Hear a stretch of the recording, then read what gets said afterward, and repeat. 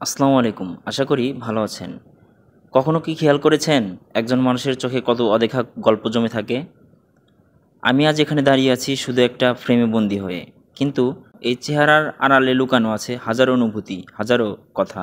মানুষ ভাবে হাসি মানেই সুখ, কিন্তু হাসির আড়ালে লুকানো দুঃখ কেউ দেখে না। হয়তো আজ আমি চুপচাপ, কিন্তু ভিতরে ঝড় বয়ে যাচ্ছে। চারপাশে সব কিছু একই রকম। মানুষ যাচ্ছে, আসছে, আকাশে বাতাস বইছে। কিন্তু আমার ভিতরে সময় যেন থেমে গেছে। অনেক কিছু হারিয়েছি, কিছু স্বপ্ন ভেঙে গেছে, কিছু মানুষও হারিয়ে গেছে চিরদিনের জন্য। তবুও আমি দাঁড়িয়ে আছি, কারণ জীবন থামিয়ে রাখা যায় না। আমি শিখেছি সব কথা সবার সাথে ভাগ করা যায় না। কিছু অনুভূতি নিজের কাছেই রেখে দিতে হয়।